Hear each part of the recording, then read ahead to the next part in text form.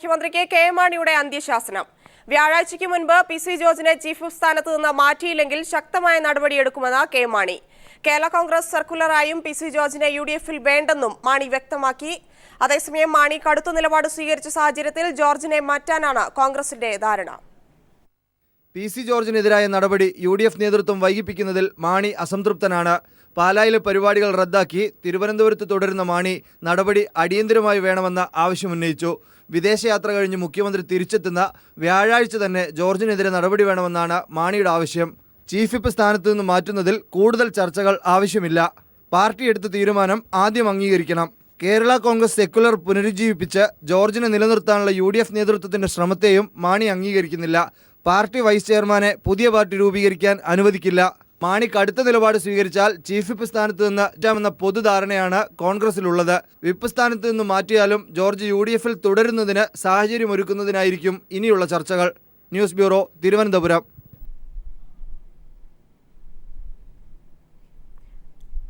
മുഖ്യമന്ത്രിക്ക് കെ മാണിയുടെ അന്ത്യശാസനം. വ്യാഴാഴ്ചയ്ക്ക് മുൻപ് പി.സി. ജോർജിനെ ചീഫ് വിപ്പ് സ്ഥാനത്ത് നിന്ന് മാറ്റണമെന്നാണ് ഇപ്പോൾ പറഞ്ഞിരിക്കുന്നത്. ചീഫ് വിപ്പ് സ്ഥാനം എപ്പോൾ വേണമെങ്കിലും രാജിവെക്കാമെന്ന് പി.സി. ജോർജും പറഞ്ഞു. കെ മാണി കൊടും ക്രൂരത കാട്ടി അടുത്ത നീക്കം തിങ്കളാഴ്ച പറയാമെന്നും ജോർജിന്റെ മുന്നറിയിപ്പ്. കേരള കോൺഗ്രസ് വൈസ് ചെയർമാൻ സ്ഥാനം ഏറ്റെടുത്തത് പരസ്പര ധാരണയുടെ അടിസ്ഥാനത്തിലെന്നും പി.സി. ജോർജ് കോട്ടയത്ത് പറഞ്ഞു. ഒറ്റ കാര്യമുള്ളൂ, ഞാൻ ഒരു കാര്യത്തിൽ ഇടപെടുന്ന പ്രശ്നത്തിൽ മനസാക്ഷി വിരുദ്ധമായി ഞാൻ ഒന്നും ചെയ്യല. അതിപ്പോൾ ആര് നിർദ്ദേശിച്ചാലും ഞാനങ്ങനെ ചർച്ച ചെയ്യുമ്പോൾ ചീഫ് വിപ്പ് സ്ഥാനം രാജിവെക്കുന്നതിന് എന്തെങ്കിലും മടിയുള്ളതുകൊണ്ടാണ് നിങ്ങൾ ആരും തെറ്റിദ്ധരിക്കരുത്. ഏത് നിമിഷവും അത് രാജിവെക്കാൻ ഞാൻ സന്നദ്ധനാണ്. പി.സി. ജോർജിന്റെ ചീഫ് വിപ്പ് സ്ഥാനം നിലനിർത്താമെന്ന് ആർക്കും ഉറപ്പ് കൊടുത്തിട്ടില്ലെന്ന് ആഭ്യന്തരമന്ത്രി രമേശ് ചെന്നിത്തല. UDF-ൽ ഇപ്പോൾ പ്രതിസന്ധിയുണ്ടെന്ന് വിശ്വസിക്കുന്നില്ലെന്നും A.K. ആന്റണി. കൂടുതലൊന്നും പ്രതികരിക്കാനില്ലെന്ന് മുഖ്യമന്ത്രി. മാണിക്ക് പഴയതുപോലെ സഭയുടെ പിന്തുണയില്ലെന്ന് R. ബാലകൃഷ്ണയും അഭിപ്രായപ്പെട്ടു. പി.സി. ജോർജിനെ പുറത്താക്കാൻ സർക്കാരിനും മുഖ്യമന്ത്രിക്കും ധൈര്യമില്ലെന്ന് കോടിയേരി ബാലകൃഷ്ണൻ പ്രതികരിച്ചു. പി.സി. ജോർജിന്റെ ചീഫ് വിപ്പ് സ്ഥാനം നിലനിർത്താമെന്ന് ആർക്കും ഉറപ്പുകൊടുത്തിട്ടില്ലെന്ന് ആഭ്യന്തരമന്ത്രി രമേശ് ചെന്നിത്തല പറഞ്ഞു. ഇക്കാര്യത്തിൽ മുഖ്യമന്ത്രിയാണ് തീരുമാനമെടുക്കേണ്ടത്. ഏതായാലും UDF-നെ സംബന്ധിച്ചിടത്തോളം രാഷ്ട്രീയ പ്രതിസന്ധി നിലവിലില്ല. പിന്നെ ഈ ഒരു കാര്യം മുഖ്യമന്ത്രി എല്ലാവരുമായി സംസാരിച്ച് ഒരു തീരുമാനമെടുക്കാനുള്ള ധാരണയാണ് ഇന്നലെ ഉണ്ടായത്. UDF-ൽ ഇപ്പോൾ പ്രതിസന്ധിയുണ്ടെന്ന് വിശ്വസിക്കുന്നില്ലെന്ന് A.K. ആന്റണി പറഞ്ഞു. ഇതിലും വലിയ പ്രതിസന്ധികൾ നേരത്തെ ഉണ്ടായിട്ടുണ്ടെന്നും അവ മറികടന്നിട്ടുണ്ടെന്നും A.K. ആന്റണി പ്രതികരിച്ചു.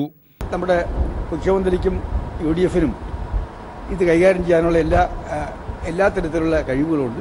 അവർ പരസ്പരം ആലോചിച്ച് ഇതിനൊരു അവർക്ക് ശരിയെന്ന് തോന്നുന്ന ഉചിതമായ തീരുമാനമെടുക്കും. പി.സി. ജോർജ് വിഷയം ഇപ്പോൾ പാർട്ടി ചർച്ച ചെയ്യുന്നില്ലെന്ന് KPCC അധ്യക്ഷൻ VM സുധീരൻ പറഞ്ഞു. മാണിക്ക് പഴയതുപോലെ സഭയുടെ പിന്തുണയില്ലെന്ന് R. ബാലകൃഷ്ണപിള്ള പറഞ്ഞു. മാണിയുടെ കസേര പോയാൽ ഉമ്മൻചാണ്ടിയുടെ കസേരയും പോകുമെന്നും R. ബാലകൃഷ്ണപിള്ള പരിഹസിച്ചു. ബാർക്കോഴയിൽ KM മാണിക്കെതിരായ ആരോപണങ്ങൾക്ക് പിന്നിൽ കോൺഗ്രസിലെ A വിഭാഗം അല്ലെന്ന് കേരള കോൺഗ്രസ് M ഉന്നതാധികാര സമിതി അംഗം TS ജോൺ പറഞ്ഞു. പി.സി. ജോർജ് ഒഴികെ എല്ലാ MLA-മാരും മാണിക്കൊപ്പമാണെന്ന് തോമസ് ഉണ്ണിയാടൻ പ്രതികരിച്ചു. സർക്കാരിന് അധികാരത്തിൽ തുടരാനുള്ള അവകാശമില്ലെന്ന് CPIM സംസ്ഥാന സെക്രട്ടറി കോടിയേരി ബാലകൃഷ്ണൻ പറഞ്ഞു.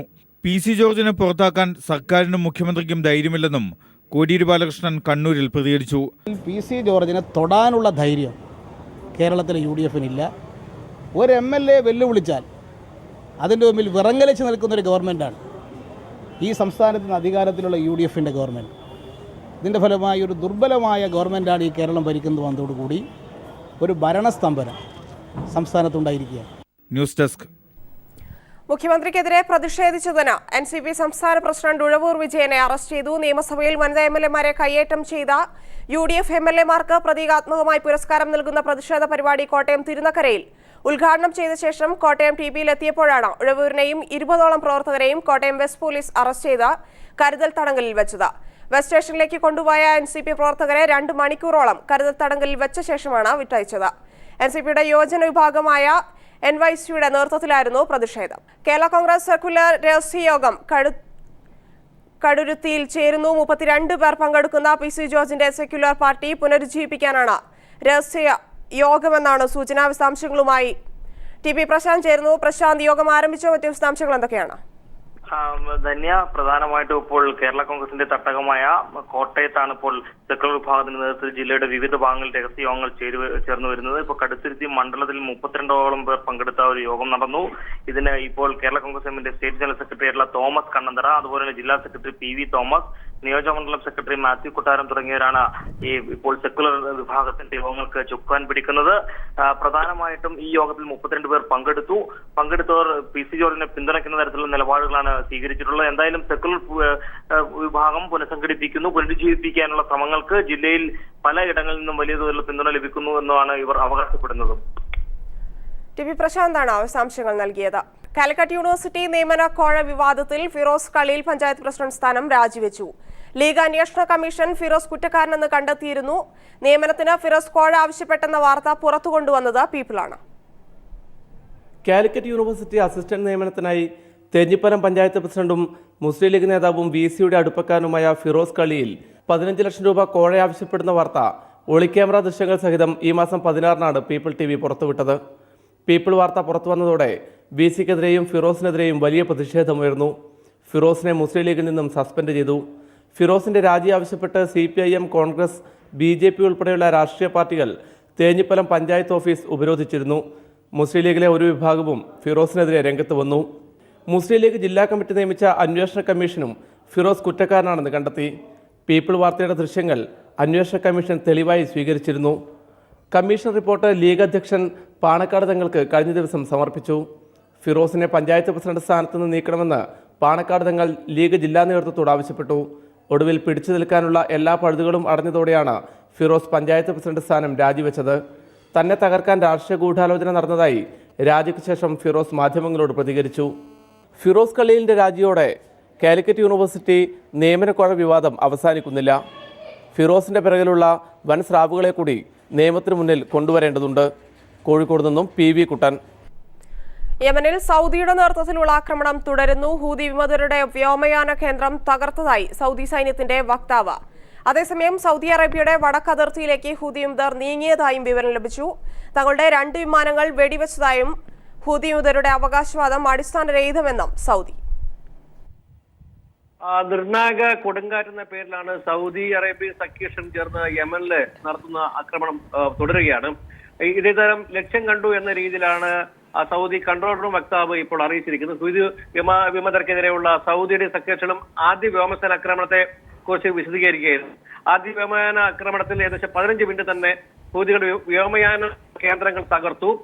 അതോടൊപ്പം തന്നെ 15 മിനിറ്റിനകം ഇത് നടന്നു. യമനിലെ സാധാരണ നില പുനഃസ്ഥാപിക്കുകയാണ് തങ്ങളുടെ ലക്ഷ്യം.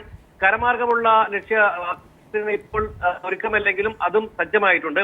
അതേസമയം സൗദിയുടെ 2 വിമാനങ്ങൾ ഹൂതികൾ വെടിവെച്ചിട്ടതായി പ്രചരിക്കുന്ന വാർത്തകൾ അടിസ്ഥാനരഹിതമാണെന്നാണ് സൗദി വക്താവ് അറിയിച്ചത്. സൗദിയുടെ വടക്ക് അതിർത്തിയിലേക്ക് ഹൂതി വിമതർ നീങ്ങുന്നതായി വിവരം ലഭിച്ചിട്ടുണ്ട്. എന്നാൽ ഇത് മുൻകൂട്ടി കണ്ടുതന്നെ സൈന്യത്തെ അതിർത്തിയിൽ സുസജ്ജമാക്കിയിട്ടുണ്ട്. ഇന്ധനം നിറക്കുന്ന വിമാനം, മുന്നറിയിപ്പ് വിമാനം തുടങ്ങിയ എല്ലാ വിമാനങ്ങളും തന്നെ സൗദി അതിർത്തിയിൽ ഇപ്പോൾ വിന്യസിപ്പിച്ചിട്ടുണ്ട്. തന്നെ ആശങ്ക ഉണ്ടാക്കുന്ന ഇത്തരത്തിലുള്ള വാർത്തകൾ വന്നുകൊണ്ടിരിക്കുകയാണ്. അതേസമയം ഇതിൽ പുറമെ 10 മുതൽ 30 വരെയുള്ള രാജ്യങ്ങൾ ഹൂതികൾക്കെതിരെയുള്ള സൈനിക ഓപ്പറേഷൻ തങ്ങളോടൊപ്പം പങ്കാളിത്തം വഹിക്കാൻ താല്പര്യം പ്രകടിപ്പിച്ചതായി പറയുന്നു. അമേരിക്ക ഏതായാലും ഈ ആക്രമണത്തിൽ സൗദി ആക്രമണം തുടരാനാണ് സാധ്യത. അഷ്റഫാണ് വാർത്തയുടെ വിശദാംശങ്ങൾ റിപ്പോർട്ട് ചെയ്തത്. തൊഴിൽ സംരക്ഷണം ആവശ്യപ്പെട്ട് കയർ തൊഴിലാളികൾ സെക്രട്ടേറിയറ്റിന് മുന്നിൽ നടത്തിവരുന്ന സമരം 17-ാം ദിവസത്തിലേക്ക്. 17 ദിവസം പിന്നിട്ടിട്ടും അധികൃതർ സമരത്തെ അവഗണിക്കുകയാണ്. കയർ മേഖലയെ സംരക്ഷിക്കുവാനുള്ള നിർദ്ദേശങ്ങൾ സർക്കാർ നടപ്പിലാക്കുന്നുമില്ല. KCB സർക്കാർ കുത്തകവൽക്കരണ നയത്തിനെതിരെ കേബിൾ TV ഓപ്പറേറ്റേഴ്സ് അസോസിയേഷൻ പ്രതിഷേധത്തിലേക്ക്. COA സംസ്ഥാന കമ്മിറ്റിയുടെ ആഭിമുഖ്യത്തിൽ ഈ മാസം 31-ന് വൈദ്യുതി ഭവനിലേക്ക് മാർച്ച് നടത്തും. തുടർന്ന് ജനജാഗ്രതാ യാത്രയുടെ സമാപനം നടക്കും. പ്രതിഷേധത്തിന്റെ ഭാഗമായി റിലയൻസിന്റെ ഉടമസ്ഥതയിലുള്ള ചാനലുകളായ CNN IBN, CNBC, colours, MTV, ETV തുടങ്ങിയ ചാനലുകൾ COAയ്ക്ക് കീഴിലുള്ള എല്ലാ നെറ്റ്വർക്കുകളും ബഹിഷ്കരിക്കാൻ തീരുമാനിച്ചതായി COA ഭാരവാഹികൾ തിരുവനന്തപുരത്ത് വാർത്താ സമ്മേളനത്തിൽ വ്യക്തമാക്കി. കൈരളി TVയും ഭീമ ജ്വൽസും ചേർന്നൊരുക്കുന്ന മെഗാ ഷോ ഉത്സവ് 2015 വർണ്ണാഭമായ തുടക്കം. തൊടുപുഴ ന്യൂമാൻ കോളേജ് മൈതാനിയിൽ നിറഞ്ഞ സദസ്സിൽ ഉത്സവ് 2015 പുരോഗമിക്കുകയാണ്. വിശദാംശങ്ങളുമായി സാലി മുഹമ്മദ് ചേരുന്നു. സാലി, എങ്ങനെ പുരോഗമിക്കുന്നു പരിപാടികൾ? വിശദാംശങ്ങൾ എന്തൊക്കെയാണ്? ധന്യ, അല്പം മുമ്പാണ് തിരിതെളിഞ്ഞത്. മന്ത്രി PJ ജോസഫ് തിരിതെളിച്ചതോടെ ഉത്സവം 2015 തുടക്കമാവുകയായിരുന്നു. ഒട്ടേറെ വിശിഷ്ട വ്യക്തികൾ ചടങ്ങിൽ പങ്കെടുക്കുന്നുണ്ട്. Jose George MP, KK Jayachandran MLA, നഗരസഭാ chairman AM Harith, Bhima jewels MD Bindu Madhav, Kairali TV programmes director Somakumar തുടങ്ങി നിരവധി പ്രമുഖർ ഈ ചടങ്ങിൽ പങ്കെടുക്കുന്നുണ്ട്. ഇപ്പോൾ പുരോഗമിക്കുകയാണ്. MG ശ്രീകുമാർ, അനുരാധ ശ്രീറാം തുടങ്ങിയ ഗായകർ ഗാനങ്ങൾ ആലപിക്കുന്നു. ഒപ്പം റോമിയുടെയും ഷംന കാസിമിന്റെയും നേതൃത്വത്തിൽ നൃത്തസംഘം വേദിയിലെത്തുന്നുണ്ട്. വളരെ വർണ്ണാഭമായ ഒരു ചടങ്ങാണ്. ഏതാണ്ട് 5000-ഓളം പ്രേക്ഷകർ ന്യൂമാൻ കോളേജ് മൈതാനം തിങ്ങി നിറഞ്ഞ കാണികൾക്ക് മുമ്പാകെയാണ് ഈ പരിപാടി അവതരിപ്പിക്കുന്നത്. അത് പുരോഗമിക്കുകയാണ്. വിഷുവിന് ഏപ്രിൽ 15-ന് കൈരളി TV സംപ്രേഷണം ചെയ്യുന്നതിന് വേണ്ടിയാണ് ഈ പരിപാടി ചിത്രീകരിക്കുന്നത്. ധന്യ.